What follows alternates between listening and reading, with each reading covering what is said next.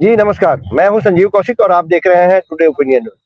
आज हम चर्चा करने वाले हैं भ्रष्टाचार के ऊपर। जी हाँ, भ्रष्टाचार एक ऐसा शब्द है जिसका नाम सुनते ही लोगों के कान खड़े हो जाते हैं, चाहे वो पक्ष में हो या विपक्ष में हो।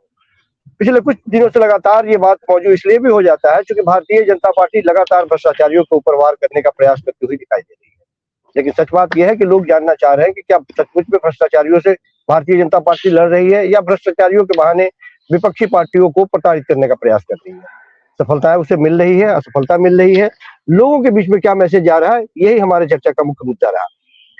विशेष रूप से कल अरविंद केजरीवाल को गिरफ्तार कर दिया गया है। आप सब जानते हैं कि एक शराब घोटाले में कथित रूप से उनकी गिरफ्तारी हुई है। बहुत सारे लोगों की गिरफ्तारी अभी तक हो चुकी है। लगातार और भी गिरफ्तारियां होनी संभव है, जैसा कि दिखाई दे रहा है। लेकिन सबसे बड़ी बात यह है कि आज तक उस शराब घोटाले में जिसमें ईडी की गिरफ्तारी कल रात में हुई थी, एक भी पैसे की बरामदगी नहीं हुई है। हाँ, ये बात अलग है कि ईडी कहती है कि कोर्ट में हमने मनी ट्रेल एस्टेब्लिश कर दिया है, जिसके आधार पर वो गिरफ्तारी कल रात में हुई।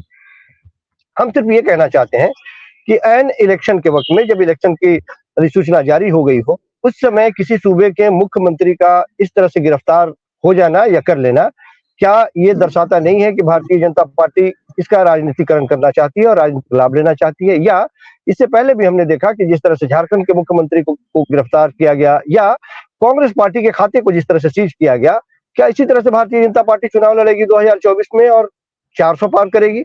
ये उसकी रणनीति का एक हिस्सा है या वाकई भ्रष्टाचारियों से वो लड़ रही है? भ्रष्टाचारियों से जब लड़ने की वो बात करती है तो हमें भी याद आता है और आप लोगों को भी याद कराना चाहते हैं, जब देश के प्रधानमंत्री खड़े होकर कहते हैं कि 70,000 75,000 करोड़ रुपए का ये भ्रष्टाचारी और चेक की फिशिंग सारे लोगों की जुबान पे ये बात है और ये मीम भी बनता हुआ दिखता है।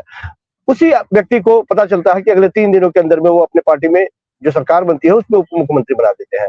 बहुत सारी लंबी फहरिस्त है, चाहे पूरब में हो, पश्चिम में हो, उत्तर में हो, दक्षिण हो। जिन लोगों के ऊपर भारतीय जनता पार्टी ने एक अभियान चल रखा था भ्रष्टाचारियों के नाम पे, उनके साथ मिलकर सरकारें बनाई हैं, कुछ को मंत्री बनाया, कुछ को मुख्यमंत्री और कुछ तो अभी भी लाइन में लगे हुए हैं। फिलहाल भारतीय जनता पार्टी जिस तरह से आक्रामक है, आम आदमी पार्टी भी कम आक्रामक नहीं है। वो लगातार ये बात कहने का प्रयास कर रही है कि सरकार अपने संवैधानिक संस्थानों का बेजा इस्तेमाल करके हम जैसे पार्टियों को परेशान करने का प्रयास कर रही है और इसका मुंहतोड़ जवाब इस बार देश की जनता और दिल्ली की जनता देगी। हम सब जानते हैं कि अरविंद केजरीवाल जी इंडिया गठबंधन के एक हिस्से में आते हैं और आज इंडिया गठबंधन के तमाम उन महत्वपूर्ण नेताओं ने अपने अपने वक्तव्य में यह बात और चिंता जाहिर की है कि यह ठीक नहीं है। यह एक तरह से लोकतंत्र की हत्या की जा रही है कि चुनाव के ऐन वक्त किसी मुख्यमंत्री को ऐसे उठा लिया गया।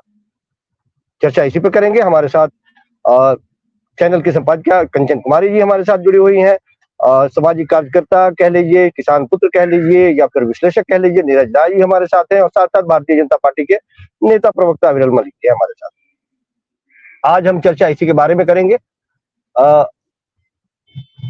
आवाज आ रही है आप लोगों तक हमारी? बिल्कुल स्पष्ट आ रही है आवाज जी हाँ, तो आज हम चर्चा इसी मुद्दे पर करने वाले हैं। फिलहाल हम सबसे पहले शुरुआत करेंगे अविरल मलिक जी के ऊपर से।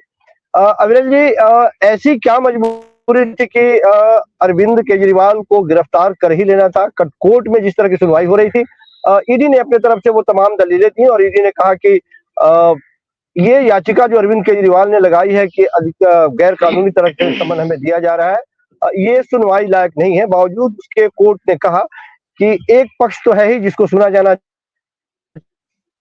हाँ, ये बात अलग है कि अंतरिम रूप से एक राहत दी जाए कि हमारी गिरफ्तारी ना हो। उस पर कोर्ट ने कहा कि ये हम बोलने वाले कौन होते हैं और ये हमारे